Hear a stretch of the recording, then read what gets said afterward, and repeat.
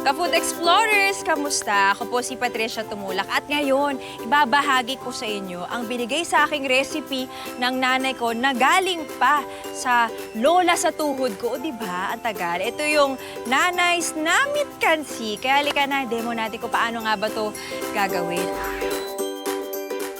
Alright, isa-isahin natin yung mga ingredients. Meron tayong garlic, sibuyas, asin, beef cubes, maraming kamatis, peppercorn, tamarind, powder, tanglad, sili, at ito, pinakuluan na tong langka. Ang ginagamit nilang parte kasi ng karne is beef shank. Okay, so una natin gagawin, pressure cooker muna natin to na mga 30 to 45 minutes. Kung wala naman, i-boil lang natin to mga 3 oras pakuluan natin para mas malambot ang karne.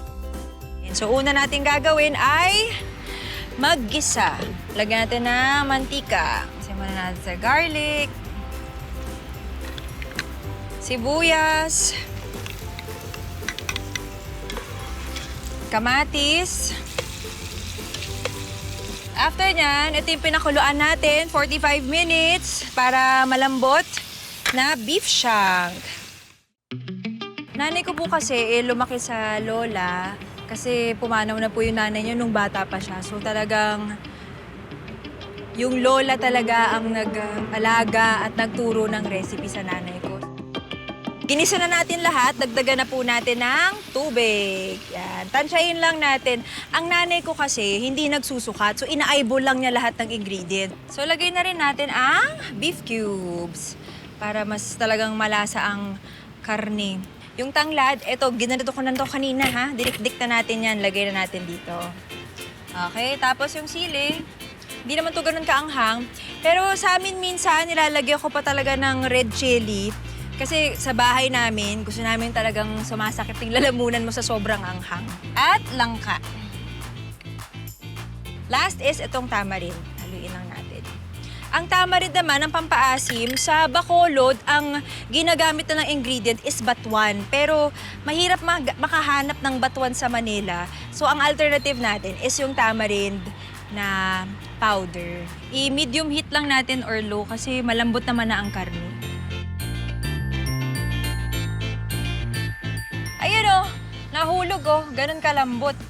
Tenderism. Tsaka lumapot na yung sabaw, di ba? Yan. Ito na langka.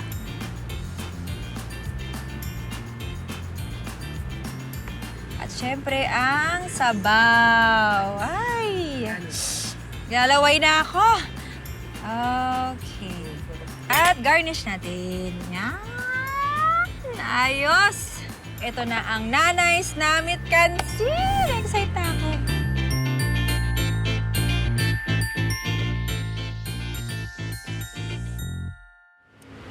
Asim! Approve! Tikman naman natin yung karne. Pag nililuto to ng nanay ko, brings back her childhood memories. Tapos yung additional memories na rin namin na paglaki namin na talagang automatic na associate na sa kusina namin ang kansi. Tsaka ito yung matik na hinahanap ng mga kapatid ko kapag nagkikrave kami ng sabaw. Kasi with love, o diba?